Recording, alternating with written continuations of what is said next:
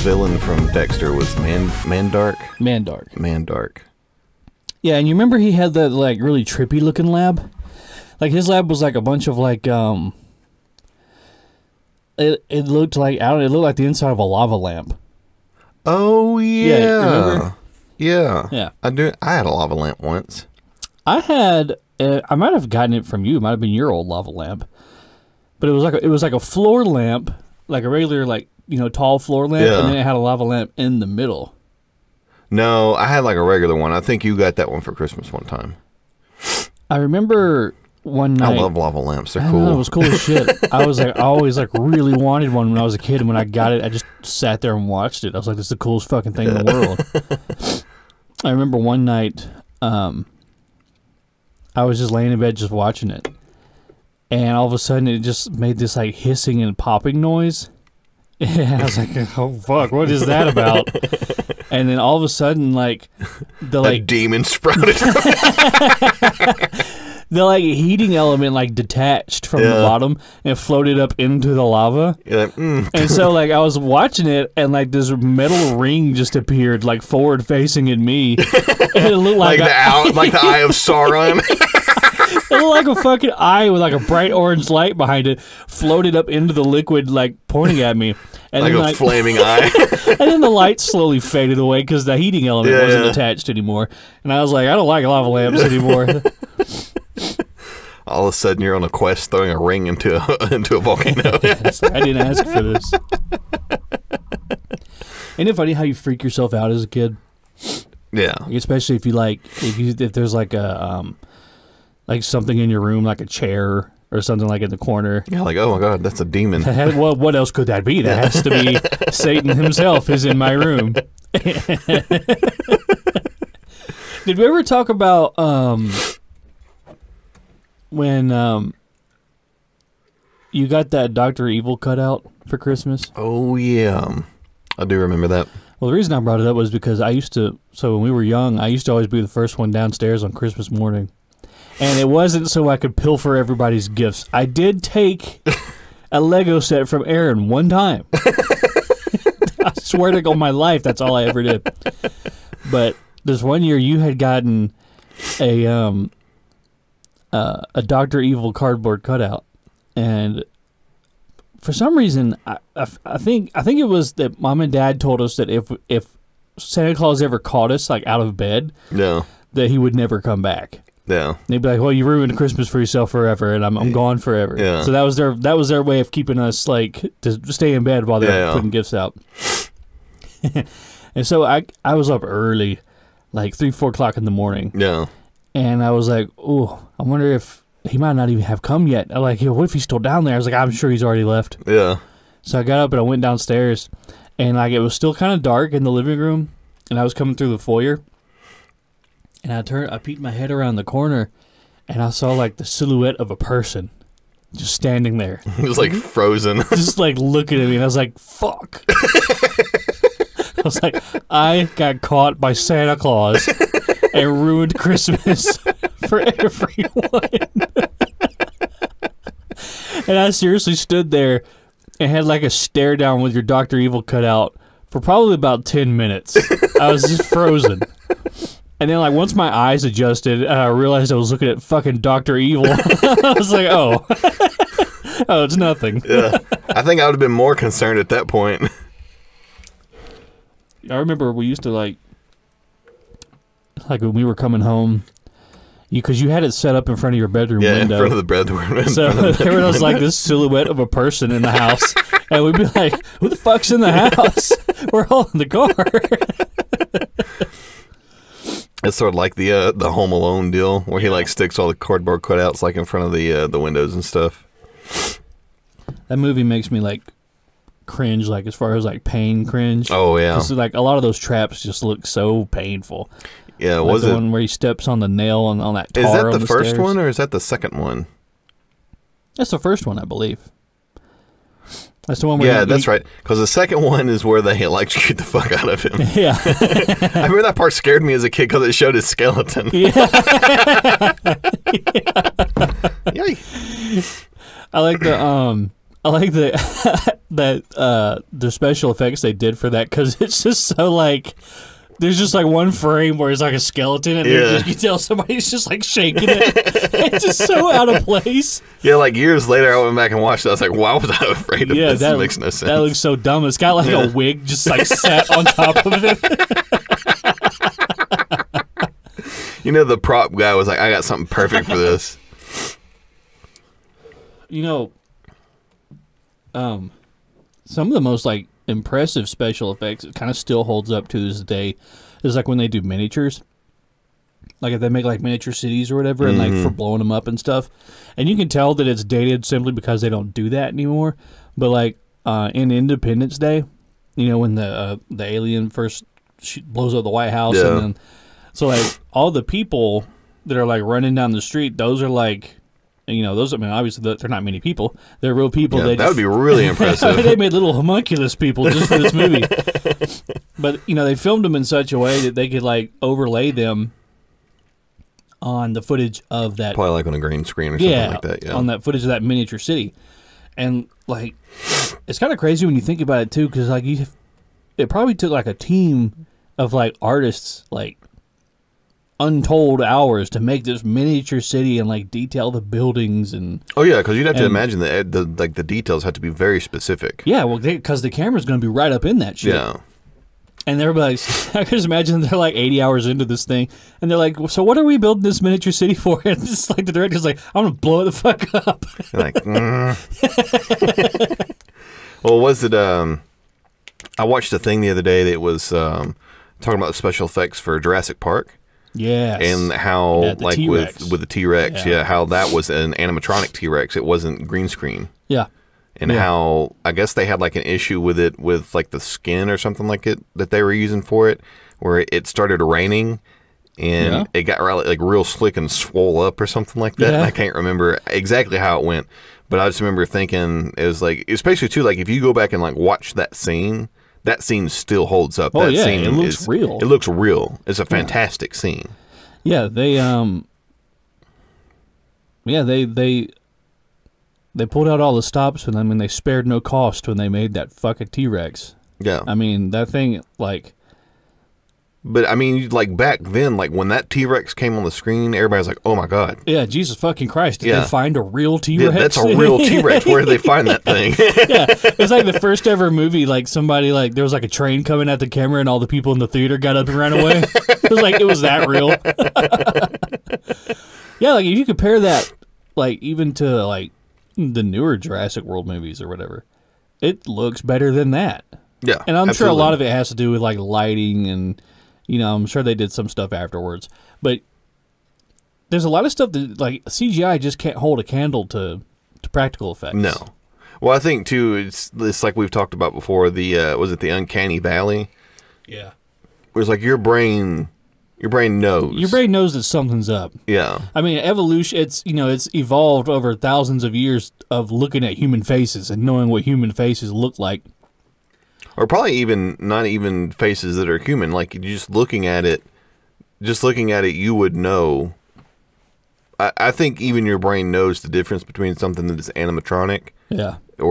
I think your brain has a harder time deciphering between something that might be real and something that's animatronic if it kind of works or, like, has, like, fluid motions like something living might have. Yeah. That would be harder for your brain to go, that's not real. He's just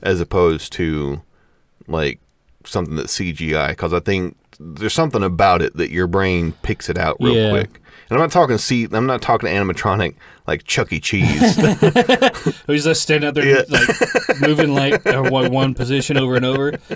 Like, is that real? Is that really a big mouse man? I went in there the other day to pick up some pizza from Pasquale's. And they didn't have that anymore. That rat's not in there no more. Yeah, they got rid of the old, I think his full name is Chester Entertainment Cheese. I'm pretty sure that's what E stands for. They got rid of the old one and they replaced him with like this little like neurotic kid. Like this little loser Chuck E. Cheese. Yeah. Like the old Chuck E. Cheese was a big rat man with and he wore a helmet. Remember that? Did he used to wear a helmet? Did he? Yeah. I can't remember. I feel like he used to wear a helmet and like skateboard gloves or whatever. Oh yeah, that was the '90s Chuck E. Cheese. Yeah, because he was like a skateboarder. Yeah, he's like, "Ooh, I'm cool." He had like cool. Look at me on my safety. Like frosted tips. He's like, "Come back here, kids. I got a Limp Bizkit CD you can listen like Linkin to." Park. Yeah. I don't know if I remember what a Chuck E. Cheese pizza tastes like. I think we didn't go to Chuck E. Cheese a lot as kids. We went to different arcades. Like most of the arcades we went to probably were Panama City. We didn't really do arcades much up here. Yeah, arcades are really more of like a vacation type deal. Yeah. That wasn't really something that was like, oh, let's just go to the arcade this weekend. Yeah, because they're expensive. They're expensive, and I think by that point, nobody really went to arcades anymore. That wasn't really something that you did. Like back in the day, like they had arcades. Like that's where you went to go play video games. Like you'd go and play.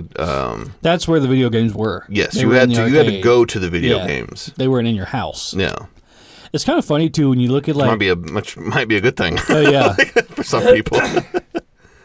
It's kind of funny too when you look at the way the video games are developed, especially like when they first started doing like home consoles and stuff. They still were making video games as if it was something you would play in the arcade. Yeah, for like a nickel. Or something like that. So like you'd have these games that were like they had like this really big like difficulty curve because like the way the arcade game works is, you know. The first couple levels are supposed to be easy. It's like an introductory course to what this game is. Yeah, and then all of a sudden it gets balls to the fucking wall hard. Yeah. And the idea is that you, at this point, feel like you've already invested this much time that you're just going to keep feeding your quarters into this machine. Yeah. Even things like points and high scores. Like, there were still points. There's points in the first Mario Brothers game. Yeah, I do remember that. Are you talking about like the first Mario Brothers game is in the one where it's like you and another person and there's literally one level and you like jump up? I mean Super Mario Brothers, the one for the NES. Oh, okay. Gotcha. Yeah. There's points in that. Okay, I mean if it's a competition game, that makes sense. But like just a single person platformer that is not connected to the internet or anything like that, it's just people in your house. There's no reason to have points. It's a point system. Because nobody in the house is going to be like, I got the high score in the house. You know? Yeah, it's like if I'm running through this side scroller, like the very first Mario Brothers that ever came out, which is still confusing because Luigi's not in that game. So I don't know why it's called Mario Brothers. Like the very first one, right? Is he in that game? When you say the very first one, do you mean the arcade cabinet where you climb up the ladders? No, not that one. You're talking about the one where... That's the one I was talking about earlier, where you climb up the ladders and it's you and somebody else. And, like, there's the little spiky things that go back and forth and they drop down. Oh, yeah, yeah. But the other one, the one I'm talking about is the very first one for the NES. Yeah. That I think it's called Mario Brothers or, like, Super Mario. I'm pretty sure it's called... It might just be called Mario Brothers. I don't know when they start calling him Super Mario. Maybe the second one? I guess the Super Nintendo is when they started calling him that. But they've been calling him Super Mario ever since then. Yeah. He used to just be Mario. Yeah. Yeah. Well, shouldn't his name be like Wii Mario now? Wii Mario. Switch Mario? Switch Mario. like a Mario with a fucking split personality disorder. It's a me. No, it's a me. You go away.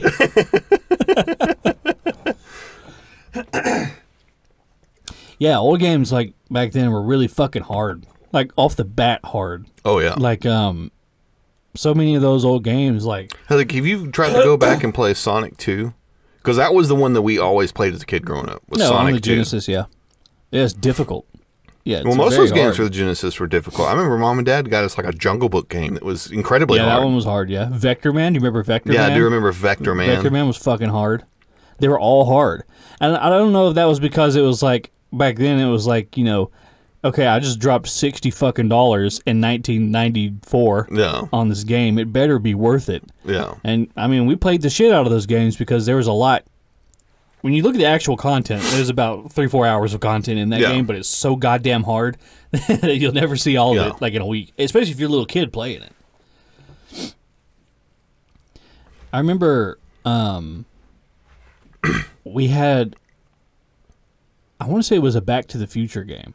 Oh, God. And that one was like... That was the hardest game. I think, and that was for the Nintendo. Was it? Yeah, the NES, the Nintendo Entertainment System. I remember it was like infamously hard. It's one of the when people talk about like video games are like way too hard. Like that's usually the one that comes up. And I remember we had it. And I remember Mom and Dad also being like, "Fuck this game!" Like, like it gives you no direction. It doesn't tell you what you're supposed to do, where you're supposed to go, anything like that. My favorite thing about those old games is like when you'd like go in for like a dialogue component for somebody, it would just be like a head, and it's like, and then just like the words would scroll across the screen. Yeah, yeah, that carried over into like the Nintendo 64 era. Like you remember like Banjo-Kazooie? Oh yeah, that was how they delivered dialogue in that game. A little character's head would pop up in the bottom left-hand corner, and then it would make some repetitive noise as the text crawled across the screen. I feel like games were very stylish back then because you had to be in order. Well, they had a lot more character. Yeah, you had to like stand out from the crowd and like find creative ways to do simple things like deliver dialogue. Yeah. Well, I think too back then it's you didn't have the opportunity to kind of rest on the multiplayer platform. You had to create a campaign that was compelling. Yeah. Like there weren't a whole lot of games back then that everybody played for the multiplayer. There was GoldenEye. That was it. Yeah. Yeah, I know a lot of people really liked GoldenEye.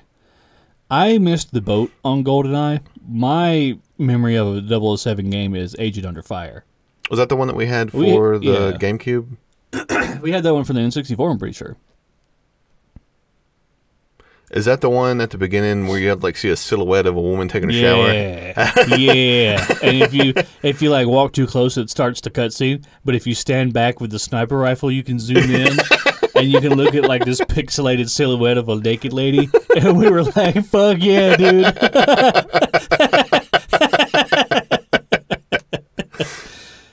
Yeah, I think that was the GameCube. It may have been the GameCube. What a strange system that was. I don't know what they were trying to do there. Yeah, Nintendo was. They've had some real doozies. Yeah, it's like they were just on fucking coke every time they came up with a new system. Especially when you start looking at the controllers, like the Nintendo 64 controller. Who was that built for? Some weird, some weird fucking alien with a third arm coming out of his chest, or some like prehensile limb. It's like, and then you like prop it up if you have a big wiener. Yeah, that's exactly what it was for. And then like the joystick was like in the middle, so like you had to kind of hold it like this. Yeah, when we were kids, you had to like hold it with this hand, and then like bring your left hand over the top and hold the joystick with your two fingers. It was unwieldy. I remember, was it the game that we had that I tore my palm up with that stupid thing? Oh, it was Mario Party, where like there was something where you had like rotate the joystick, so I stuck the palm of my hand on top of it and just did like that as fast as I could, like press my palm into it, and you just got this rip huge the blister. skin, rip the skin off my hand.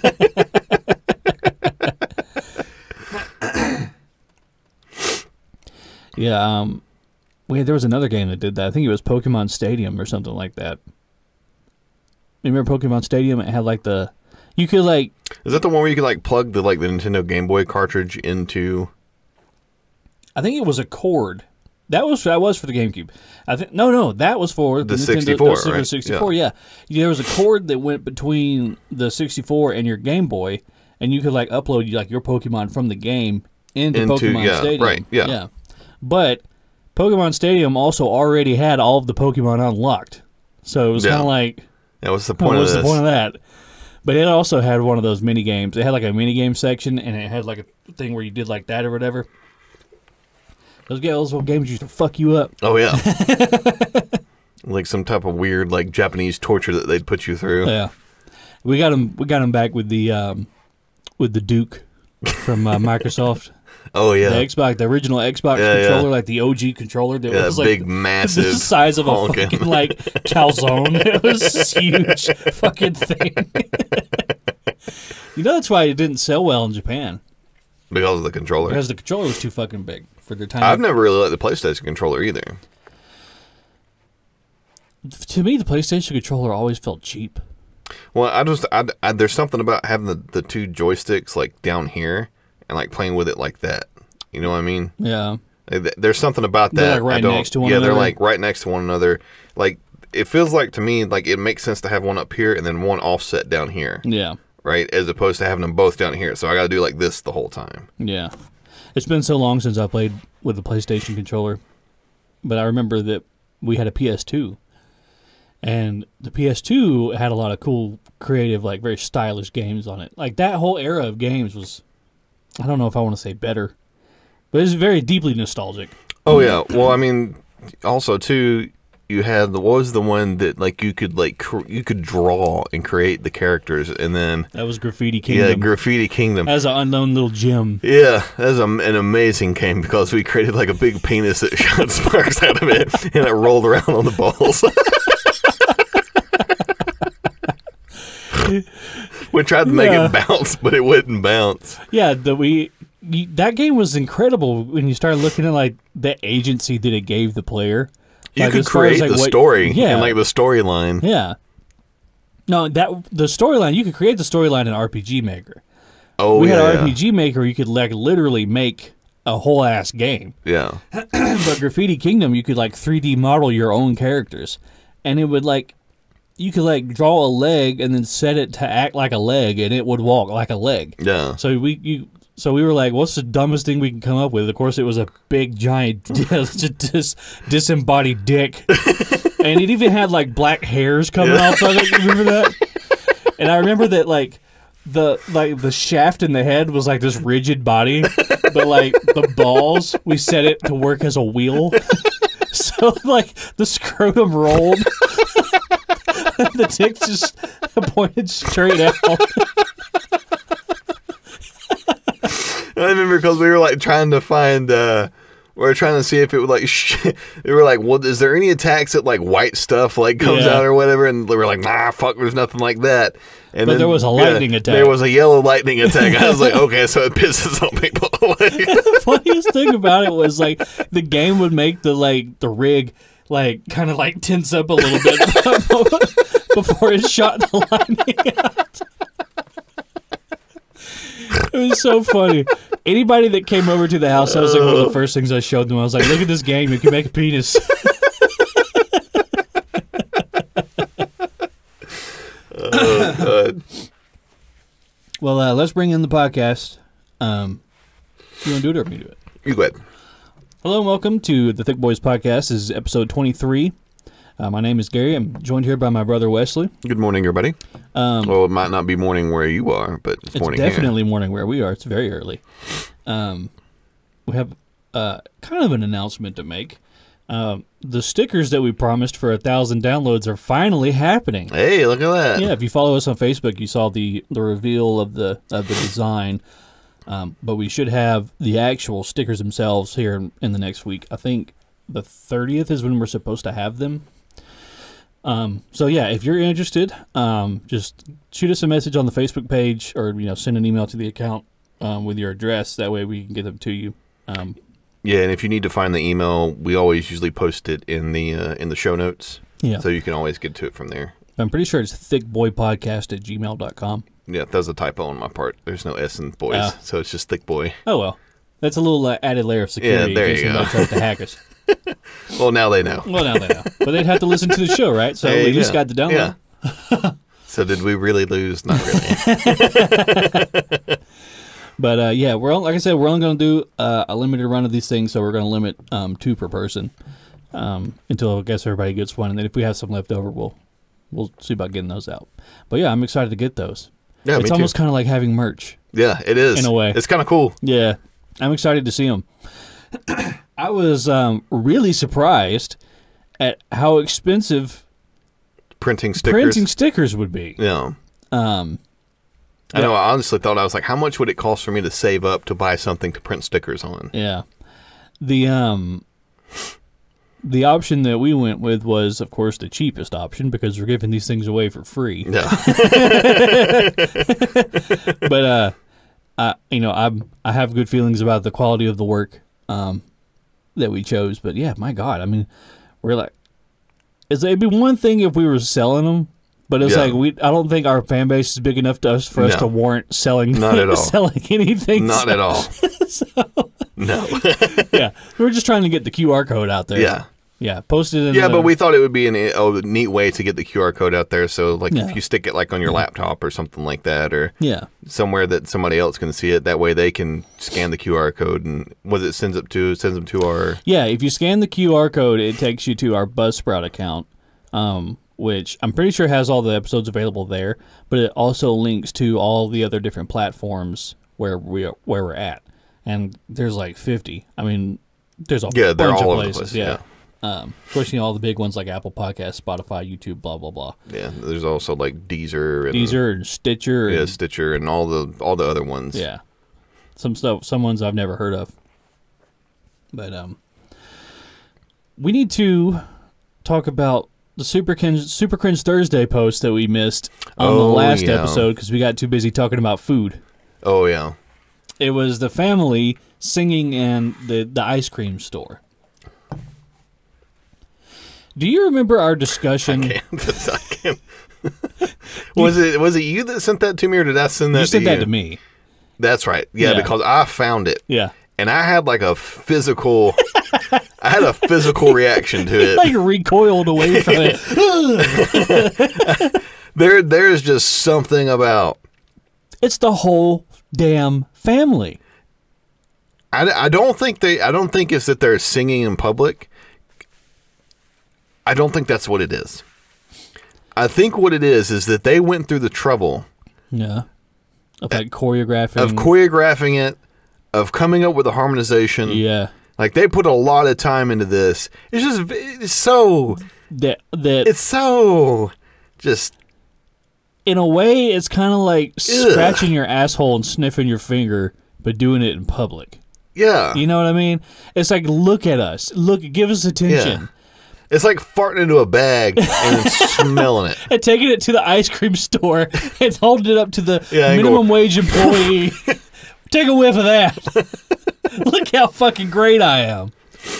Yeah, that cringe is kind of the worst. Like when innocent bystanders are subjected to it. I think that's the ones that I have an issue with. Not that I have an issue with, but that affect me the most. Yeah, I don't think that it wouldn't have been as bad had they like posted a video of them just like doing it in their home or something like that. Yeah. Like, hey, that's your home. You do what you want to do. I still think it's really stupid, and I wouldn't do it. Yeah. However, you wouldn't have wound up on Super Cringe Thursday if you did in your house. But if you do it in public and you subject other people to it, that's when I have like a physical reaction to it. I think that I was reading through the comments of that because it was a Reddit post, I think. r/Cringetopia. Yeah. Oof. I can't. They got some real gems on there. Yeah, I can't. That's like sticking your hand in hot water to see how long you can hold it there. I can't stay in that sub for very long. But I think somebody said that that family is like one of those YouTube families like we talked about. I bet. Yeah. I bet they do that kind of shit all the time. Yeah. And the two boys were apparently like twins, and they used the twin boys to advertise merch. Oh, good. For their YouTube family show. For their family YouTube show. That doesn't even sound right either. For their nonsense. Yeah. For their nonsense. Yeah, they're pimping out their children in order to make some money. Yeah, it's gross. It is gross. It's very gross. And it reminds me of like on the way to the ice cream shop, I wonder if they sang Sweet Child of Mine like in Step Brother.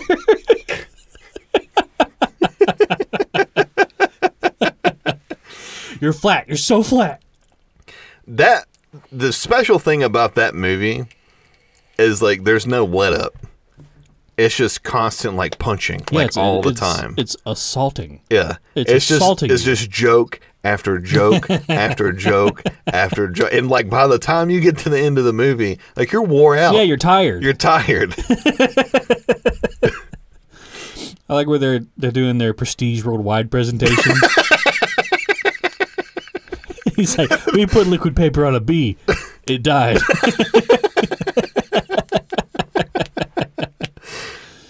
My favorite part about that whole, like, the Prestige Worldwide is where they, like, crashed the boat or whatever, but, like, they kept filming.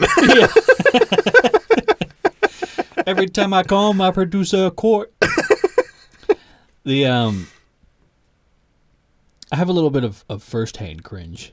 Oh, you do? Yeah, something cringy. Please tell. That I did. Oh no! This was years ago. I'm going to use real first names for this. Only for the person that I affected. So one of my friends, mothers, worked for the DMV, and he's probably listening right now. So if you're listening, thank you for listening. I miss you. You're a good friend. I'm sorry that I did this.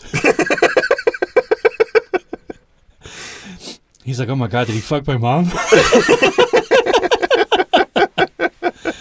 So anybody who's ever been to the DMV knows the waiting in line sucks, and it's just a big pain in the ass. Well, a friend of mine, his mother works there, and I would always text her and be like, hey, I need to come to the DMV and do such and such. She'd be like, cool, just come straight up to my window. Yeah. So I had like an inn at the DMV, and I was like, this is fucking awesome. I just go in, go straight there, get my shit done, and leave. So every time that I would leave or text her, I would be like, hey, Cynthia, I need help with this. Or like, thanks, Cynthia, for helping me with that. Cynthia. I called her Cynthia so many times. Yeah. Well, about 5-6 years into this, I got her to help me out again, and I went to the DMV, did all that. I got my car to leave, and I texted her, thanks again, Cynthia. I really appreciate it. She said, you're welcome. By the way, it's Sylvia. Oh, no. Oh, no. Oh, my God. If I You did. I'd be like, you know what? Some of this is on you. You could have corrected this a long time ago. Why did you wait 6 years? Why not the first time?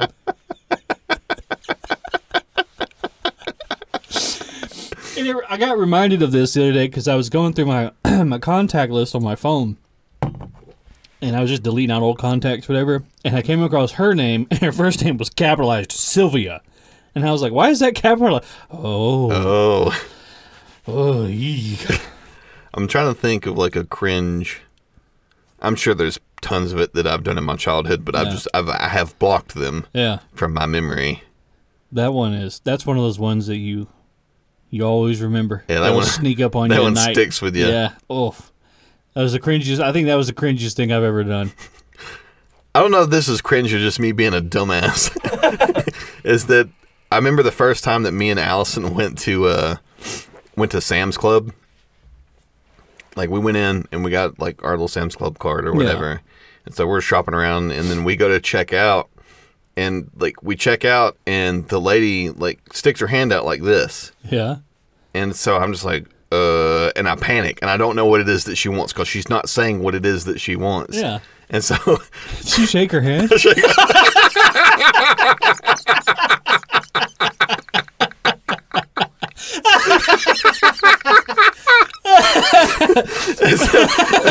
I shake her. I like stick my hand out and like shake her hand. I'm like, look at that.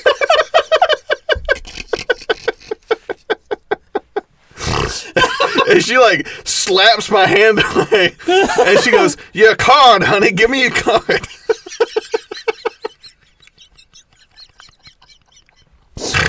Oh my fucking God! I just like panicked and I didn't know what to do.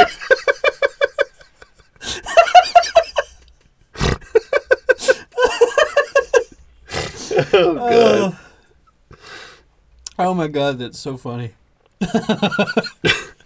You think she thought that, like, I guess she assumed I was a normal customer. I knew what this meant. Because she didn't stick her hand out like this flat with the palm open. Down, it was vertical. And I was like you were supposed to like dap it into her hand or something. I was like, what the fuck's this woman want? Because I looked at her hand for a second, and then I panicked. Because it set in, I didn't know what it is that she wanted. Yeah. Instead of just saying... You're like, I'm in a social situation that I don't know how to navigate. You used the only tool you had available. Shake her hand.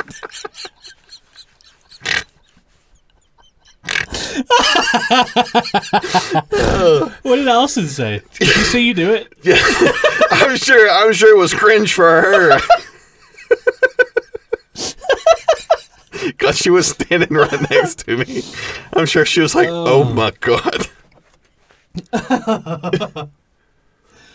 Oh, that's too funny. I think one time, I don't remember what the instance was, but I was at the mall and I was wearing a Darth Vader helmet, like the full-on mask and everything. Yeah. I don't remember why. I do remember why. We went to go see the midnight premiere of the Avengers movie, and everybody was dressed up as like Avengers people, but I didn't have an Avengers costume, so I wore my Darth Vader costume. Yeah. And just thought it would be funny, like, why is Darth Vader here? Yeah. So I had walked into the movie theater, or into the mall. I was like in the food court area, and the security guard, this rent-a-cop, she was like, "You need to take your helmet off right now." Like what? And I thought I would be funny and do the Jedi mind trick thing, and I waved my hand. Yeah. And I said, "I don't need to remove my mask." She was like, "Take it off!" I was like, "Fuck, okay." So I just take it off. It made me look like a little bitch. Was anybody else wearing masks? No, but like a lot of people had like face paint and stuff. Oh, okay. I mean, it's obviously I wasn't doing anything bad. She was just on a fucking power trip. But I mean, it was a bunch of like teenagers at the movie theater at midnight. So yeah, well, yeah, it could have went anywhere. It I kind of understand where she was coming from. Could have went real bad, real quick. Yeah, teenagers are the worst. They are. And I had this thought the other day. You know, when I was a teenager, I was always like, you know, when I grow up, I'm gonna make sure that I keep up with like the style and the slang and what's cool and everything. I never could have expected TikTok. No. I never could have expected that. Well, when you're a teenager, you're just like, oh, this is the thing that everybody will do from now on. Like, you're like, oh, everybody's doing Facebook. That's what we're going to do from now on. Yeah. And I'll just ride this wave. Well, I mean, you're in a social setting for most of your waking life. Like when you're an adult and you have a job, like, you're kind of detached from all that. You know what I mean? Most of what you do is your job. So you kind of like, sorry, everybody. You kind of pick up on things that people are, like the kids are doing, like from outside. And you're like, what? That looks weird over there. Oh, that's scary. Like, you know. Yeah. But TikTok is just so fucking cringe to me. And I think what it is because it's an evolution of Musical.ly. Do you remember Musical.ly? It was another one of those like Vine apps where you would make a little video and like people would lip sync to things and. Oh yeah, they used to run those ads that were so fucking cringy. Yes, I do remember that now. You'd always have like this big fat guy who was dressed up like the Mad Hatter, but he was like lip singing the lyrics to like the Justice League theme song or something. Yeah, I do know what you're talking about now. Yeah, so TikTok started as that, and for some reason got insanely popular. Yeah, I just couldn't keep up. I couldn't keep up with it like I said I would. Yeah, it's just too much. But then I had this thought was like, I couldn't imagine having a teenager right now. Like, no. Being a parent to a teenager right now. No. And they're saying things like bruh and fam.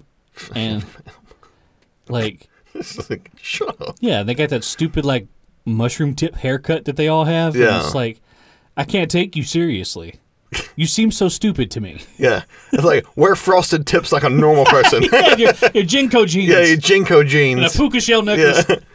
That one was cool back in my day. Boom, boom, boom. Where's the Limp Bizkit, the Linkin Park? That's real music. Yeah, and like I'll see like headlines that'll say like you know, some fucking new artist is releasing an album or these two artists are collabing on these things, and their names are like Lil Stinky and Doopy Head, and it's like, who are these people? I've never heard of them. It's like it just, especially like with the naming and everything that they use, it's almost like a parody. Yeah, like I think it's like something you would see on South Park or like in The Simpsons. Yeah, it's just like when I look at it, I'm like, oh, we're like living in like weirdo land. like I don't understand. And it's like clown world. Yeah, clown world. It's like look at what's going on. I'm like, I don't understand any of this. Yeah. It's like, am I that detached? Yes. Is that what has become of me? Yeah, I think that's what it is. We're just detached from it all. We grew up and we moved on. That's why it's so weird when you see people our age doing that shit.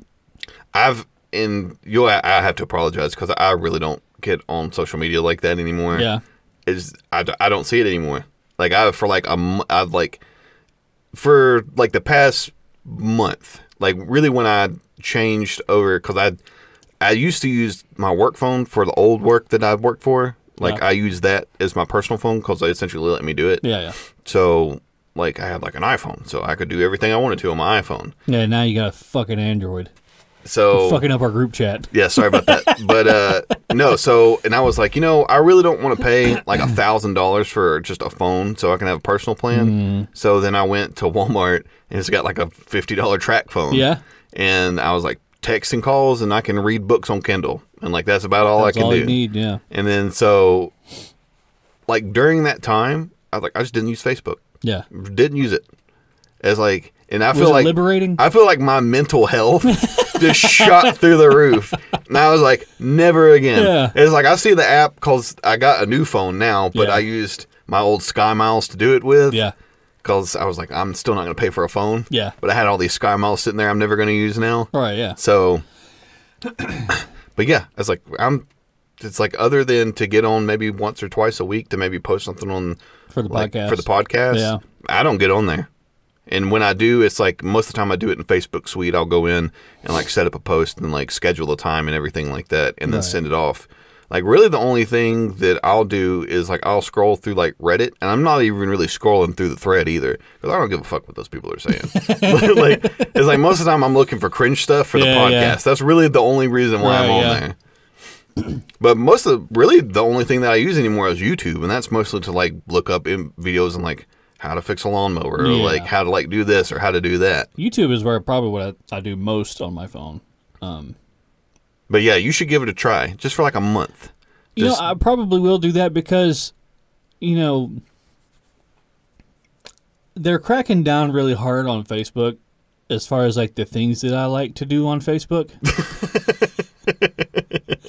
Like I'm fresh off a 3-day. Yeah.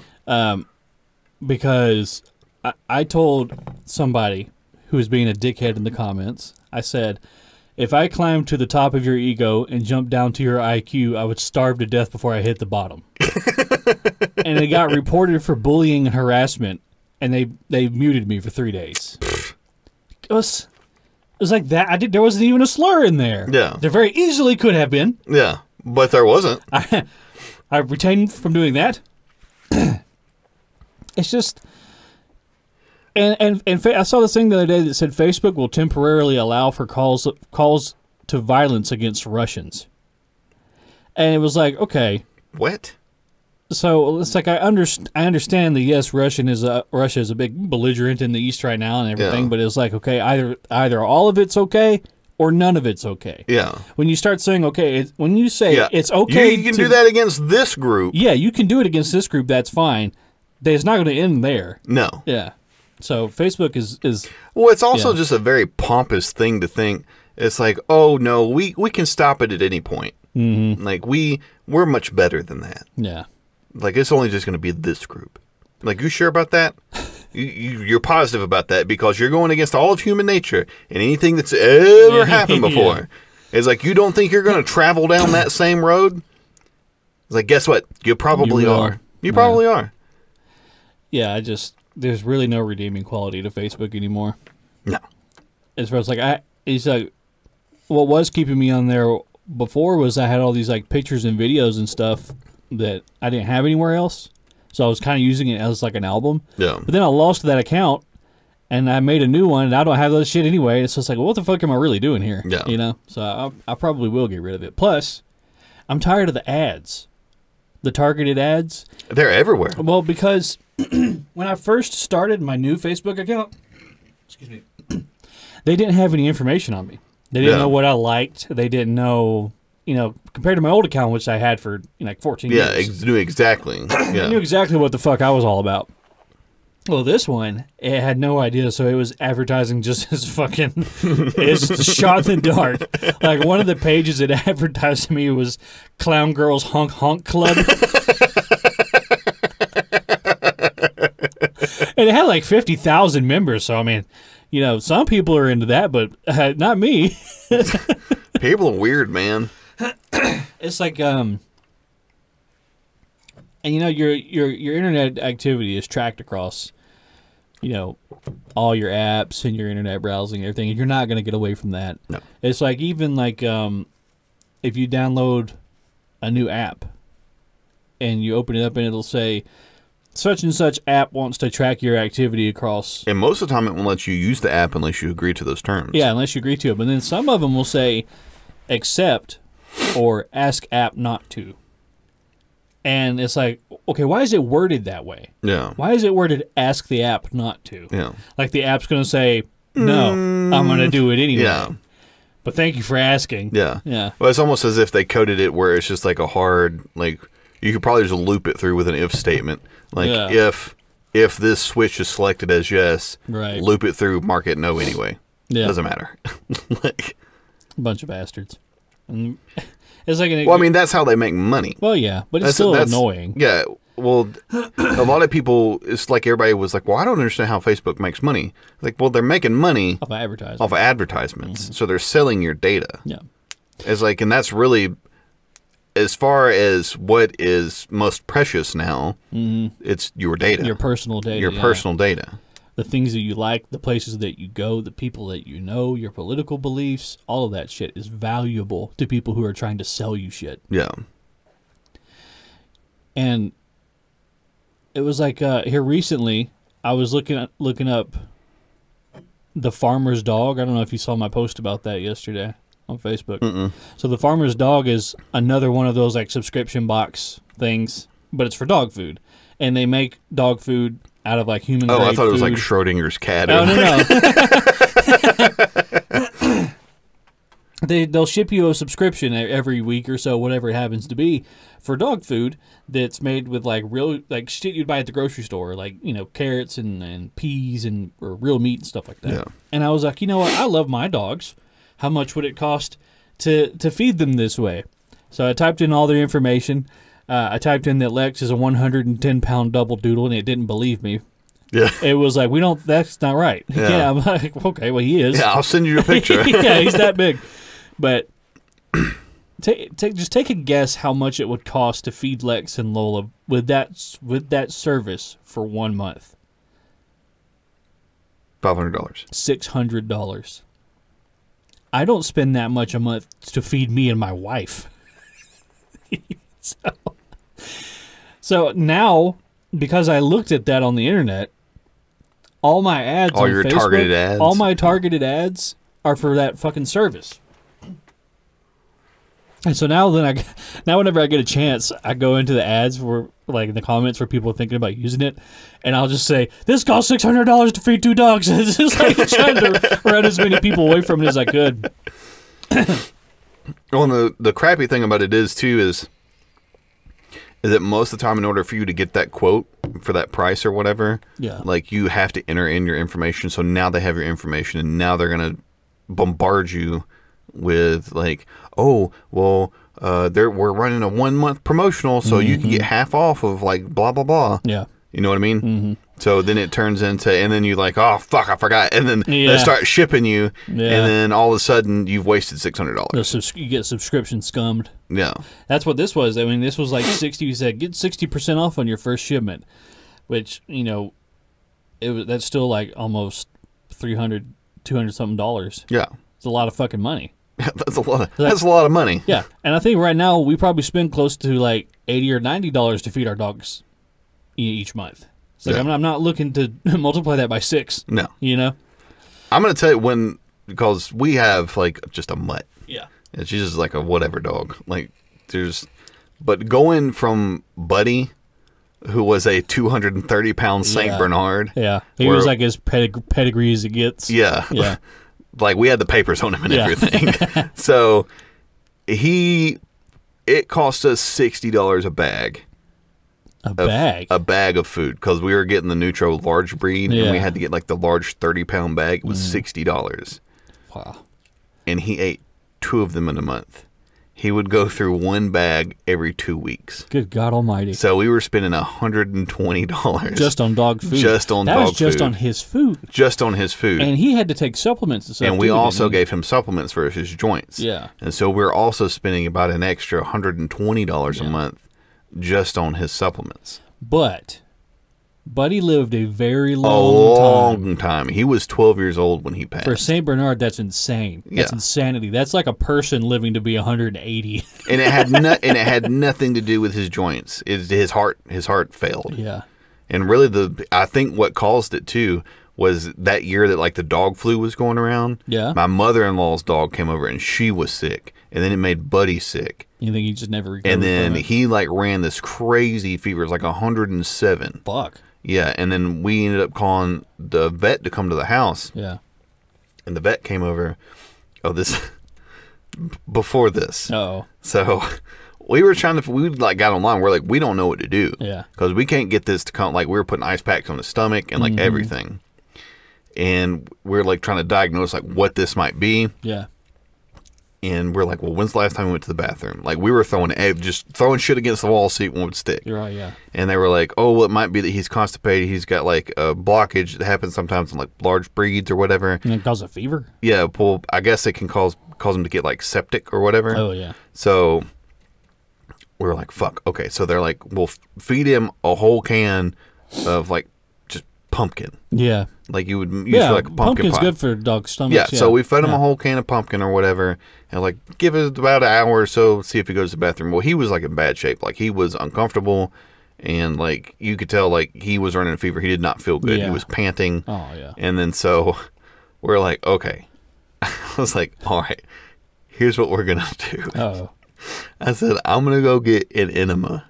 Oh, I remember. We're going to give him this enema. Yeah. I shouldn't laugh at this because it's really bad. But so we take him outside, and it's like the middle of summer, so it's hot out there. Yeah. And he's running a fever, and so we take this enema, the poor guy, and we stick it up his butt. We use like the bulb on the end and just like spray the water up in there. He made the craziest sound. And I swear to God, this is exactly what he sounded like. He went, whoa! And then he like, the only way to explain this is that he scuttled. Is that he scuttled. He scuttled out into the yard and took the biggest shit I have ever seen. And he already took some pretty big took some big shits. So when he did that, I was like, oh my God.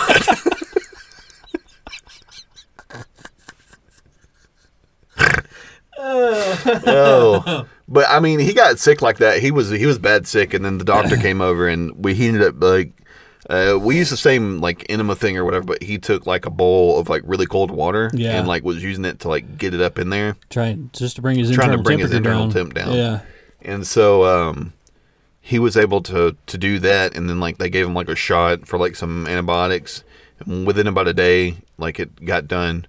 But I remember for like. Really, as soon as we moved home, like that first Halloween that we were in the house, he ended up having a seizure, like in the house, and like fell down, like peed all over himself and everything. Yeah.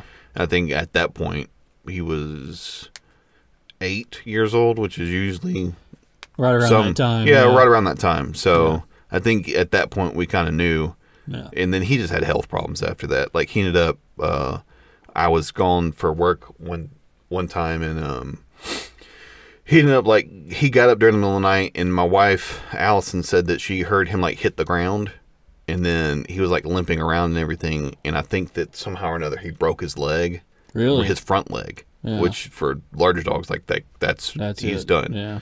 And then so essentially like we put him on a tarp and took him into the dining room and just cleaned him up as he went to the bathroom, and it took about a month until he could get up and like limp around. Yeah. And like at that point, because he was so big, he would come down the stairs and like slam his front paws down. Right, yeah. And like slam his back paws down when he would like try to go out the door, because the landing it's not very big. Yeah, so like there's not really enough room for you and him. Right, yeah. Right? So then at that point, we're like, he's got to go downstairs. Like, he can't come up here anymore. Mm-hmm. Just as far as... For his safety. Yeah. Like, I even went to the trouble of, like, going to Home Depot and, like, buying wood and trying to, like, build a ramp, and he wouldn't fucking use it. Yeah, yeah. So. Yeah, I remember, because we got that ramp to help him load up in the back of the car. Because when you guys would bring him over, it took 3 people to get him in the back of the car. Yeah. Because he was a 230-pound St. Bernard. Yeah, and that jackass... ramp, and he didn't want to use it. Yeah, that jackass, he would... If I wasn't there and Allison was getting him up in the car, he would, like, climb himself up in the car and, like, help. Yeah. But if it was just me, he would, like, sit his butt down and, like, make me lift him up and then stick him in the car. I'm like, you fucking asshole. Oh, man. He was a hoot. He was a good dog. Yeah, he lived so long. And that's the thing about dogs, though, is, you know, they're fine. They're just fine up until at some point they just have like a hard drop. Yeah, it's like when they start going downhill, they start going downhill. It starts going downhill bad. It's not a slow decline. No. It's like an immediate thing. That's like with Molly. I think Molly was 14 when she passed away. Mm-hmm. Or we had her put down, rather. She had what we thought was an abscessed tooth that was pushing on her eye, because her eye was starting. We looked at her eye and it was like bulging, and we're like, "Fuck, that's not good." So we took her to the vet, and they put her under, and they did an X-ray, and they said it's not an abscessed tooth; it's a tumor. She's got a tumor in her behind her eye. Yeah, and she was like, they're like, at her age and everything, it was like, I don't think she would survive the surgery. Yeah. She's like, she wouldn't, like, just the anesthetic alone would probably kill her. Yeah. And so, you know, Dad was the one who took her, and Dad was like, he was just expecting to have a tooth pulled. Yeah. And he had no idea that he was going to have Molly put down. And I remember I was working at Putting Around, and thankfully Ryan let me go up there and go see her and everything. Yeah. And that was a hard day. And I remember that too, because I think you were out of town. Yeah, I was in Jacksonville. I was still in the military at that time. And Dad put you on the phone so you could talk to her. Yeah. And I remember when Dad put you on the phone and you were talking to Molly, her heart rate went up when she heard your voice. Yeah. It's crazy. Well, I mean, you end up having dogs like that in your family, and they become part of your family. Oh, yeah. You know? Yeah, for sure. Not like a cat. Like, cats don't really... Like, a cat's just like, yeah, fuck you. Like, yeah, fuck you. I'm going to go outside and die under the porch. Yeah. Like, dogs there's something different about dogs. Mm-hmm. You know, it's hard to, I guess it's hard to kind of put your finger on it. Like, well, it's just because I think we've evolved alongside them. So, I mean, we have with cats, too, with, like, domesticated house cats. But, like, are they really domesticated? But you think about, like, a dog, just, like, the loyalty that a dog has to you. Yeah, most dogs, like, there are some fucking insane, there's some radical elements out there. Yeah, there's some fucking crazy dogs out there, but just like there are crazy humans. But yeah, like, for the most part, like, when you get a dog, like, the dog's main purpose is to they want to make you happy. Yeah, like, you are their whole life. Yeah. Yeah, it's like, you know, they don't live for very long. Mm-hmm. And, you know, I hate that we can't spend more time with Lex and Lola and take them to do things and just kind of, you know, give them a better quality of life. I mean, they're not struggling. Those dogs are doing just fine. But I wish I could give them more, because I know that, you know, they're already 4, and for their size, especially Lex, and, you know, their breed and everything, they do good to see 9 or 10, I think. Yeah. And, you know, and that's going to be a hard thing to deal with when that time comes. Yeah, that was, I remember when Buddy passed, me and Allison were both like, we can't do large breeds like this anymore. Yeah.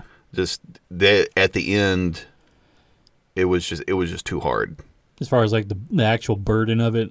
Not just the burden. Yeah, for the burden of it. Well, it was also when he got sick like that, we couldn't get him into the car. Yeah. So it's like we had to call somebody out to the house to come do it. Whereas like with Ruthie now, she's like 40 pounds. Just pick her up, stick her in the car. Yeah. You know what I mean? So yeah, it was just one of those. It was a deal like that, and then also too, it was back then we paid a lot of money for him. Yeah. Like he was like. Yeah, he was an expensive dog. Wasn't he like $3,000 or $4,000 or something as a puppy? Back in we bought him back in 2009. Yeah, and that's when prices hadn't really got too crazy for dogs. Right. And he was like $1,200. Oh, okay. When we bought him. Yeah, right now he'd be about $3,000 or $4,000. Yeah, as opposed to like the rest of the dogs that were in the store that were like, which I thought was crazy because we had gone before we got Ruthie. We had gone up just to kind of look at dogs or whatever. We went into the puppy place up in Kennesaw. Yeah. And so we were like looking around, and they wanted $3,000 for a lab. I'm like, I'm not giving you $3,000 for a lab. Are you crazy? Yeah. I would have to like use him for work. Yeah. Like, he would have to be like a tax write-off. Yeah, exactly. It's like, I'm not spending that kind of money on a dog. Like, you claim him as an independent or a dependent. Lost your damn mind. Well, yeah, you know, I think Mom and Dad got Trixie for $500. Yeah, but she's a Schnauzer. I think she's she's not even a like. I've heard that miniature Schnauzer is not a real thing. That she's just a Schnauzer. There's giant Schnauzers, of course. Yeah, but I think she just happens to be a very small Schnauzer. She's almost teacup size. Yeah, I mean she's smaller than a miniature. She weighs 2 pounds, 3 pounds. Maybe super tiny. Well, I mean, she ate 5 pounds of fudge that time. You want to talk about a dog that's never going to die? Yeah. Trixie. I think she's been dead for years. She just don't know it. She just doesn't know it yet. I'll never forget when she ate those fucking crystals. Oh God. We had gone and got a steamer bag, which is 24 crystals, and she ate everything except the pickles. You remember that? She ate all the crystals in that bag except for the pickles, and we're like, well, she's going to have some gastrointestinal distress here soon. So we just put her... Because I certainly would. Yeah. So we just put her in her crate and set her in the living room to just keep an eye on her because we didn't want her puking in the carpet or anything. And I'll just never forget the waves of dog fart just rolling over the house.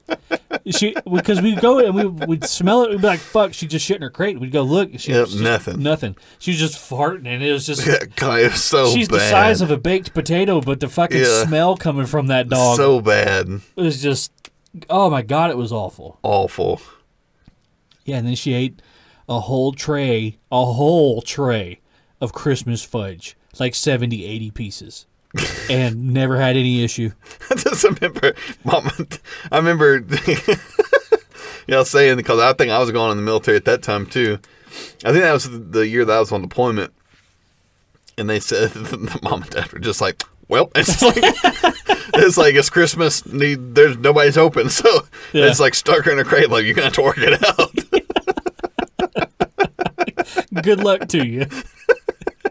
It's like that scene in Rocky IV where he's like, if he dies, he dies. If he dies, he dies. Yeah, then she ate all your all your fried rice. All my fried rice and left all the onions. Left all the onions. I was like, you motherfucker. I remember because we were helping Mom bring in groceries, and she came back into the kitchen, and Trixie just had like rice all in her beard, and you were like, you did it. She ate all your fucking rice. Oh man! And I know she left the onions because there was like 12 pieces of onions. That was the only thing left on the plate. It's like she would get one in her mouth and just be like, bleh. It's like, you motherfucker. Oh god. That kind of segues well into something else I wanted to bring up.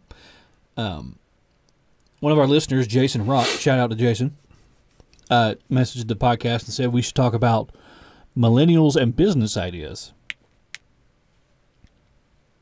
Now, to me, a millennial business idea is very different from like your typical so if somebody wants to start a business, the old way of doing it would be like, you'd go to the bank right? And you'd get a loan, Yeah. and you'd buy a storefront, and you'd get all your inventory and put it in there, like a place you would go to do some shopping. Yeah. Right. I think that what most people do nowadays is they do these online things, but you can do almost everything online, which is why you have so many of these subscription boxes. Mm-hmm. So to me, that's like a subscription service thing like that is like the millennial business model, whereas like a storefront is like kind of like the generations before us. Mm-hmm. I think subscription box is that's like our generation's thing. That's our storefront. Well, I think, too, when you talk about business models and stuff, I think a lot of people get wrapped up in this idea of, like, a product that you sell as opposed to, like, a service that you provide. Yeah, that's true. You know what I mean? Yeah. So, like, you could also be talking about maybe you have, like, a lawn care business or something like that. There's a lot of those. Yeah, there's a lot of them. A lot. And good on them because that is, I hate. And I was thinking about this the other day. There's no reason for the amount of hatred in my heart that I have for lawn care. Yeah. I cannot stand it. It makes me so mad. I have to cut the grass today. I'm going to have to at some point. I'd have to get the fuel filter replaced on the lawnmower. Oh, my God. But the amount like of distress that it causes me to have to go and do yard work, not really just yard work. Because, like, planting flowers and, like, doing, like putting down, like, pine straw and stuff like that. Yeah. I don't mind that. Yeah. You don't like cutting grass? I hate to cut grass. Yeah. I hate it. Riding on a lawnmower? With a burning passion, I hate it. I hate weed eating the most. Weed eating is the worst. Weed eating doesn't bother me that bad. Really? I hate it. Neither does edging. I hate both of those things. I think the thing about cutting, it takes so long for me to do it. Yeah. I'm like, this is so stupid. It's just gonna grow back. Yeah, it's just gonna grow back, and it's taking so long to do it. Yeah. And I hate it. I hate every second of it that I'm on this lawnmower. And it makes no sense why I hate it as much as I do. It's just that I hate it. You just understand that you do hate it that much. But I mean, I think too when you talk about getting back to the point of like, as far as our generation is concerned, and like business opportunities and business ideas and stuff like that.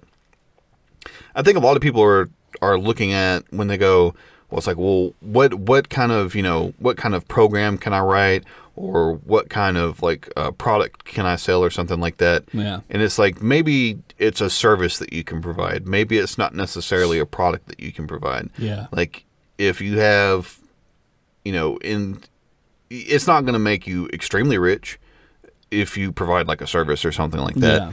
But however, it will give you financial independence. That's true. Yeah. Like you're your own boss. You're your own boss. Yeah. You can set your own hours and stuff like that. It's like not only that, but and I don't own my own business, but I would assume, and I think it'd be interesting to talk with people that are our age and do own their own businesses, just to kind of pick their brain and be like, do you feel, especially too, if you have somebody that has worked in industry and then swapped over to running their own business. Right. It's like, I'm sure that you feel like much more pride. Because at that point, you've been on both sides of it. Yeah. Yeah. Because I would imagine like you would feel much more pride in like owning and running your own business. That's something that your name is attached to. Yeah, you put your name on this. It's like, so you want to make sure that you provide a good product or a good service. Yeah, something else that I see a lot, as far as people our age, is mobile detailing services. Like where they come out and like wash your cars for you. Yeah. They're very expensive to have that done. Yeah. Getting your car details is expensive anyway. Yeah. I mean, you're in $150 easy for like a base package. Yeah. But so when you have like a mobile detailing service, then there's there's other charges there as far as like they got to come out to you and everything like that. But I mean, think about like even like things like Fiverr. That's true. You know what I mean? So if you were a person, like say the person who designed our sticker, say you had a sticker design business 40 years ago, you'd have to buy like a store and you'd have to like get all your material and this, that, and the other. Whereas nowadays, this guy has the ability to just go on Fiverr and say, hey, here's my work, here's what I can do. And it basically cost him nothing. Yeah. So I think for millennial businesses are probably more geared towards providing a service. When you think about products too, it's like what's not being made? Everything's being made. Somebody's making everything. Yeah, really the only type of product that you could come up with that you could sell, and and I say this, and probably in retrospect years later, I'll probably be like, that was probably a stupid statement to make, because there's always something new. Somebody's always going to create something new, you know what I mean?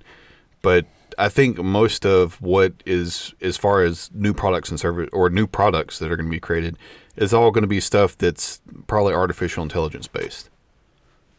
I think that's kind of where all of it's headed, as far as helping making decisions more correctly based on prior performance and data, more accurately and more efficiently. Yeah, I could see that. I think that's where we're headed as a species. I think we're headed towards this kind of integration of our biology and like this synthetic side of things. Like where we'll have AI integrated into like our persons. And what I mean by that is like, like prosthetic limbs. You might have like an AI that can interpret like signals from your brain and tell the hand what to do. That way you have like one-to-one movement. Like a lot of prosthetics that they have now are pretty impressive. But like, they can't like do this with their hands. Yeah. They can like, like grab this and then like close it, and it's very slow, which is a long way from like having like a wooden hand or a hook. You know what I mean? But I think like what is it? Happy Gilmore, where the guy's got the wooden hand. Yeah. Or the character from Family Guy has got peg legs and peg arms. Seamus. Yeah. So I think that, and when I say, well, what I meant by like as far as like what's not being made, it's like, as far as like say a company that produces cookies. Now, how many companies out there make cookies? Yeah. Like every single market, as far as like things that are produced, is so saturated. Yeah. If you want to buy something, you got to do your research, no matter what it is. Yeah. There's so many different options out there, and some of them, of course, are scams. Yeah. I don't know how you could scam. There's a cookie scam, but you know what I mean? Yeah. There's just so many people making so many different things. Well, I think too is that you have to also. I think a lot of people that come up with products that are successful and everything, it's that they see there's like a gap or somewhere in some type of product or service or something it is that they do, and they go, "There's a better way of doing this." Yeah. It's like, I'm going to figure it out. Right, man. You know what I mean? As opposed to, just being like, oh, well, I like cookies, so I'm going to make cookies and sell cookies. Yeah. Which, I mean, if that's what you want to do, that's great. But at the same time, you have to figure out some way that you're going to stand out from the crowd. Yeah. It's like, and you're going to have to do a lot of brainstorming on the ways that these other companies are falling short. Yeah. And it was like, if you wanted to start your own cookie company, and then you look at something like fucking Nabisco, like how would I ever compete with that? But I think that maybe, too, there's a fallacy there. It's like the idea is that you're not competing with Nabisco. You're selling your cookies alongside Nabisco. Yeah. Like, of course, you're never going to beat Nabisco. No. You're never going to beat Nabisco. It's not going to happen. They probably have a paramilitary force. They're that big. Well, I think, too, that's also a fallacy when you're like, well, I'm going to take over a mass majority of this space. It's like that really shouldn't be your goal. Yeah. I think what your goal should be is to provide a quality service to people that makes them want to come back. Yeah. Like, there should be a reason that they choose you over Nabisco. Yeah. So it's the question you should ask yourself is, how can I be of service to others? Yeah. How is it that I can provide a quality service and be of service to others? Because if you're able to be of service to others and you're not providing them with shit quality work or shit quality product, then they're going to be more apt to give you more of their time and more of their money. Yeah. Right? So I will purchase things from you if I know that I'm getting a quality product and you provide me with great customer service. Yeah. But that also, in order to be able to do all those things, you have to be very passionate about the thing it is that you're doing. Like, I could never do a lawn care service. I hate lawn care. I hate it. I despise it. I would hate my life. I would despise. That's like your worst nightmare. Despise every waking moment that I get of a lawn care service. Yeah. My lawn care business will go under very quickly. Yeah. But, you know, that's not to say that there aren't other things that I could do and set up business opportunities and ideas like that. But like I said, I think the fallacy is that people go, well, I want to be the big dog in the market. Yeah. It's like, well, that shouldn't necessarily be your goal when you're starting out. Yeah, if it gets to be that way, that's great. Even before taking your first step, you know, you have this goal of being the biggest and the best. That's way too large of a goal. You'll never get there. I think what you need to do is kind of set up tiny goals. Like, you know, reach this goal first. Okay, we got that. Let's move to the next thing. It's like within the first, you should have like a 1 year plan and like a 5 year plan. It's like, well, at the end of the year, where's that I want to be as far as my business is concerned? Yeah. It's like, guess what? You're probably going to sink some money into it. Oh, yeah. That's how all businesses start. I think typically, like, if you're a small business or like a starting business, I'm pretty sure you operate at a loss for like 2 years on average before you start making any money. Yeah, I wouldn't doubt it. And even then, it's like you're probably going to break even for a few more years after that before you even start profiting. Yeah. You know? Oh, yeah, I wouldn't doubt that at all. Yeah. I would assume that, like I said, most businesses probably operate under that model. Right. You know, and there's probably so many things that you don't see coming, like, you know, issues with, like, you know, do you need a certain type of permit to do the service or provide the product you're trying to do? Or, you know, what's your overhead going to be? And overhead doesn't necessarily mean like brick and mortar. It could just be like, you know, what like if you're like your raw products or like I said, like let's go back to like the lawn care idea. It's like, okay, well, how much you need to make sure that whatever mower it is that you're using is reliable. Yeah. Because if you don't have a reliable mower, then you're going to be shit out of luck. Right. It's like, but if you have a reliable motor, it's like, okay, well, how much is it going to cost to put gas in it? Mm-hmm. How much is it going to cost to gas fluctuates so much. And you better be doing the maintenance on it because that's your livelihood. Right. It's like, so you need to look into how many hours is this thing going to run before you change the fuel filter? How long is it going to take before, how many hours can you run it before you got to change the oil in it, put new oil in it? You should be reading the user's manual in order to make sure that you're fulfilling all these things so that you can make sure that the thing that you're using to make this money continues to operate in a fashion in which it will continue to make you money. Yeah. So you have to take those things into consideration as well. Yeah, I can tell you that, you know, knowing who I am as a person, I could never run a business. Ever. I couldn't do it. I definitely couldn't own and operate a fucking restaurant. Oh, no. After watching the Kitchen Nightmares, fuck no. Abso-fucking-lutely not. You know, I've always said this, too, about restaurants, is that, and I love to cook. Like, that's one of my most favorite things to do. I love to cook. I love making a delicious meal that I can give it to other people. And be proud of. It. But there is not a chance in hell that I would ever open a restaurant. Yeah, because then it's not something you love to do. It's something you have to do.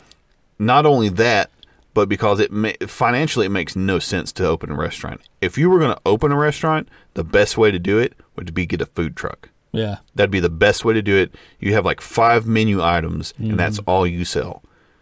You know, the thing about the menu is, you know, so when we're watching Kitchen Nightmares, Gordon Ramsay would come in, and of course, after he's done yelling and making a spectacle, he'd be like, okay, here's how we fix your restaurant. And that was always one of the main things he would say is, your menu's too fucking big. Yeah. He was like, you need to go down from about 350 items down to about 25, 30 really good items. Yeah. It was like, because, you know, if you have... Looking at you, Cheesecake Factory. Yeah. If you've got 250 items, then you have to keep everything in-house and in storage for those 250 things. And you might buy, like, you know, mussels, and mussels is on page 40 of your menu, and you buy a pack of mussels and you stick it in the freezer. 5 years later, someone says, I want the mussels, and you're like, oh fuck, you know, you're gonna have to eat these 5-year-old frozen mussels. And that person says, oh, those suck, this restaurant sucks, hey everybody, don't come here. Yeah. Exactly. I've always thought that about as far as restaurants were concerned. Like I said, if I was going to do it, I'd do a food truck. Yeah. Number one, because your overhead's lower. Yeah. I'm not stuck in one spot. I can move my food truck around to different places. If where I'm at isn't working, then I'm sure I can get a permit to go somewhere else and see if it works over there. Not only that, but they also have like places where people will go to food trucks. And our generation likes going to food trucks. Yeah. Because some of the best food you will ever get is from a food truck. Yeah. Did you ever see Chef? Mm-mm. With what is that guy's name? The guy that plays Happy in Iron Man. What is his name? It's not Kevin Feige, is it? Is it? He's the guy that's directed The Mandalorian. What's his name? He's a big, heavy-set guy, curly hair. Yeah. Oh shit! What is his name? Is it Kevin Feige? It might be Kevin Feige. I think it is. Well, anyway, he's the guy he's the main character in that movie, Chef, and he worked as a chef for a restaurant, and then like something happened, and then he gets a food truck, and he starts trucking around selling Cubanos, which are like little Cuban sandwiches or whatever. Yeah. And like it just looks so much fun, just like traveling around and making sandwiches. And I was like, and I'm sure that the movie romanticizes a lot of what that life is probably like, but there's a very specific type of person who can own and operate a restaurant. Yeah. And I'm not that person. No. I could never be that person. I just couldn't sink everything that I am into this one singularity and be like, I hope this works. Yeah. I think that here's what I would do. So here's my my penny for my thoughts. All right, let's So here's my $2 thought that I'm going to give you. So the way that I would do it. So if I was going to want to open up a restaurant or even open up a food truck, what I would do is I would come up with 5 menu items. Yeah. And that includes sides. Right. I would have like one side, you get French fries. That's the side that we do. Mm-hmm. So you get French fries, and then you'd have like 4 entrees that you can do. And then what I would do is that I would start cooking those items, and I would test them. I would test them with my family first. I'd say, give me your thoughts on this. Yeah. And I'd bring it over. And I would finally get it to where enough people in my family go, oh, that's really good. Yeah. Because, there might be some instances where maybe there's a type of food that this person just doesn't like it. Yeah, yeah. You know what I mean? Like coleslaw. Or something like that, I hate right? coleslaw. Like, no matter what you do to coleslaw, I'm not going to like it. Yeah, it's cabbage and mayonnaise. Yeah, I don't like coleslaw. Get the fuck out of my face with that. But, like, so there's instances like that, right? Yeah. So, like, let's say that you're doing hamburgers or something like that. So, pretty much everybody likes a hamburger. Right, yeah. So, once I would be able to get, like, my family, like my immediate family, like you, Mom, Dad, Garrett, Aaron, y'all's wives, Mary, Emily, and then Allison and Autumn, they'll go, that's really good. I like that. Then what I'd do is that's a good focus group. That's like 10 some odd people. So what I would do is like, and then I would start reaching out to people, maybe like inside the church that we go to or something like that. I would say, hey, like, don't give me any money. Yeah. But when would be a good time for me to stop by? I've got some food that I want to give you. I want you to give me your feedback on this. And then so what I'd do is I would open it up to maybe like 5 more people. Not a huge focus group or whatever. Yeah. And then I would rotate through like maybe 5 groups of 5. Yeah. Right? So you're going to sink some money into this at the beginning. Yeah. But if you can get it to where 90% of those people go, oh, that's really good. Yeah. And then you can go like, would you be willing to pay for it? Yeah. Would that be something if it was in a food truck and you walked by, like, I want your honest opinion. Yeah. I don't give me bullshit. And they go, yeah, but like, well, how much would you pay for it? Right. Like, is it worth $5? Yeah. Is it worth $4? I would have like a list of items. I'd be like, can you fill out this sheet for me and just send it back to me? It's like, I'm not going to ask you personally because that's going to adjust your answers or whatever. Right. Right. So just give me this feedback on this piece of paper. And I wouldn't ask those questions to my family because they're going to bullshit you. Yeah. Right. That's not who you're looking for. Yeah. It's like, you want people who don't care how you feel. Exactly. Right. So you want people that are going to be honest with you. Right. Yeah. So once you do that and then you get your idea, you go, okay, well, I've got these 5 items. Like, it might take like a year to do this. Right. So, but once you've got those 5 items, it's like, well, now you have 5 items that people like, what they want to pay for, and what they want to pay for. Right. And I think what a lot of people do is they go, well, I know a couple of recipes. Yeah. And then they go and they open up a fucking restaurant. Right. Yeah. It's like, but not only that, but once you've gotten those people to try your food, and then you go, hey, I'm opening up a restaurant or I'm opening up a food truck. They already know they like it. They already know that they like it. And they probably told people. And like, they've hey, probably also told people. Yeah, Wesley makes a killer burger and fries. Exactly. Yeah. So just through word of mouth that you've done. So you already have a leg up on the person who opened up a food truck and they made like some crazy dish with like peas and egg noodles. Yeah. You know? And they're like, you're selling that for $12? Like, why are they going to that guy over there? He's just making hamburgers and fries. Exactly. People like hamburgers and fries, you fucking idiot. Yeah. Well, I just think it takes some forethought and some a lot of footwork. A lot of footwork. And a lot of sunk cost. And a lot of sunk cost. Yeah. Like you're going to sink some cost into that thing before you turn it around. A lot less than you would if it was like a restaurant, though. Yes, a lot less than if it was a restaurant. Because the big thing about the difference between a food truck and a restaurant is people have to go to a restaurant. But you can take the food truck to the people. Yeah. Yeah. Yeah, it's like I can't put wheels on this restaurant and then drive it over here. Yeah. That's not how this works. Like some Mad Max shit. Witness me.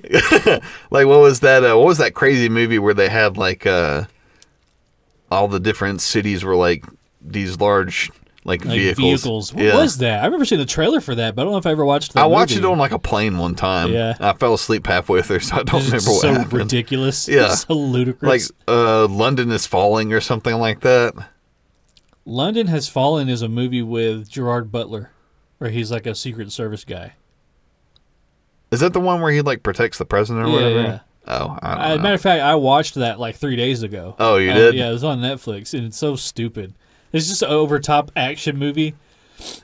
Yeah, they've done so many of those. Like, how many like Liam Neeson like Taken movies have they done? Oh, yeah. It's like now all the movies he does is pretty much the same thing over and over again. They all use that same the same kind of shots and the same kind of fonts. And like, there'll be like a sweeping drone shot of like a Jeep driving through the desert, and then it'll like you have like a bitty bitty bitty like letters popping up at the bottom. And you see that scene, you're like, which movie is this? But fucking any of them. They all do that. Like I saw, like one times that I got on Facebook, I saw, and somebody made a really funny post. It was a picture of The Rock. Yeah. And it was like 4 different panels, and it was like, these are 4 different movies. And it was like him being like sweaty in a jungle. Yeah. In like a brown shirt. Some people are fucking typecasted, man. It's like, if you showed me a picture of Michelle Rodriguez flying a helicopter. There's no telling what movie that is. Which movie is that? I don't fucking know. Every movie that Michelle Rodriguez is in, she's flying a helicopter. Yeah. I have no idea what movie that is. Matter of fact, she voices a pilot in one of the Halo games. Well, there you go. Yeah. So even in video games, she's typecasted. She's typecasted as a pilot, female pilot number 1. It's like she probably gets paid handsomely to do that. Oh yeah, I'm sure she's not crying about it. Oh no. Yeah, no. I'm sure she's very happy with how that pays out. But yeah, as far as like getting back to like businesses and like millennials and that kind of stuff, I think it just takes some forethought. It's going to take, I think, especially too with a lot of people in our generation, they want to see like immediate returns on everything. Yeah. And I don't think that's the way that it works. I don't think that's ever worked in business. I don't think, unless you're like a fucking drug dealer. I mean, outside of that, I don't think you would ever see profit or gain until many years into the thing, after you've sweat and bled and cried more than you thought you could. I'm sure it takes a lot of discipline. Oh yeah. It takes getting up and doing it every single day. Yeah. And I think if you don't have a passion for something and you try to start a business with this idea that you don't have a passion for, good luck. Or if you're just going in it just to make money. Yeah, or if you're going into it just to make money, it's not going to work. Right. It's not going to work. Yeah. It's like you might start something that maybe you do develop a passion for, but I think you would be better off if you have an idea or you have a passion of something it is that you want to do, doing it that way. Yeah, starting off with the passion first. Yeah. Yeah. Instead of trying to love the thing that you've hitched your wagon to. Yeah. Yeah. I think that the big thing is, there's a lot more avenues for starting a business and running a business nowadays than there used to be. Oh yeah. So there's a lot of options out there as far as how you want to run your business and even what type of business you want to run. Like you said, it doesn't have to be, creating a product and selling a product. It could be selling a service. I mean, the thing I keep coming back to is like people freelancing on Fiverr. You can find anybody to do anything on Fiverr. Animation, music, sticker design. People will write your papers for you. Yeah, consulting, the accounting. There's fucking anything and everything is on Fiverr. It's honestly, it's an incredible website. It really is. So yeah, shout out to Fiverr. Yeah, shout out Fiverr. If you're looking for somebody to, I mean, that's what we used sponsor. That's what we used for the artwork. Yeah, we used Fiverr for the artwork. We used Fiverr for the podcast music. For the intro. Pretty much anything that we couldn't do ourselves. Yeah, we used Fiverr for. Oh, it reminds me. So the sticker was designed by WeirVector on Fiverr. That's WeerVector. So shout out to WeirVector. Thank you very much. Shout out. I'm really excited to get these stickers. I am too. It's like a physical thing that came from the podcast. Like, wow, this is like. So how many of them are we getting printed? We are getting 100 of them printed. 100 of them. Yeah, because right now we're just trying to gauge interest and see who would want some, and maybe somebody just sticks it on. So we will have 98 available because I think we're both going to want one of them at least. Oh yeah, I want at least one. Yeah. Yeah. So, before we cut out of here, just again, if you are interested in getting a sticker, just message us on the Facebook page or send an email to thickboypodcast@gmail.com, and make sure you give us your address or just how even if you know that you live close by and you're going to see us in a week. Be like, hey, can you give it to me at Walmart? Yeah. We'll make it happen. Yeah. When we swing by, we'll drop it in your mailbox or something like that. But, I think that's all we got time for today, ladies and gentlemen. Thank you very much for listening. Wesley, do you have anything you'd like to close out with? No, just like you said, if you are interested in getting the stickers, you can always message us on Facebook. Additionally, the email, we'll put that in the show notes, like what we usually do. Yeah, just thank you for the continued support. We really do appreciate it. Absolutely. And so if you do get the sticker, if you don't mind sticking it somewhere where people might be able to see it so they can scan that QR code so they can listen to our nonsense too, and then we can grow this thing. Yeah. That'd be fun. I'd enjoy that. Yeah. I think I read online we can realistically see something like 10 to 20 unique downloads. Based off of the QR code being really, yeah, something like that. It was around that number. Interesting. This was for these stickers were supposed to be celebrating 1,000 downloads, which happened like 12 episodes ago. Sorry for the delay, but if you've been a fan of the podcast, you know that waiting is just part of this thing. Yeah. Do you know how good many things come to those that have patience? Do you know how many downloads we're at now? Last time I checked, I think it was close to 1,500. Nice. So that's crazy. What will we do at 2,000? Just another 100 stickers? Maybe. I don't know. I haven't thought that far ahead yet. I thought for sure we'd be done by now. You thought this would have ran its course already? But we keep showing up, so with breaks in between. But hey, we're still here. We're still here. We're still alive. Well, thanks again, everybody. We hope that you enjoyed the podcast. Make sure to tune in whenever the next episode releases. I was going to say next week, but I can't make that promise. So, yeah, thank you and goodbye. Bye, everyone.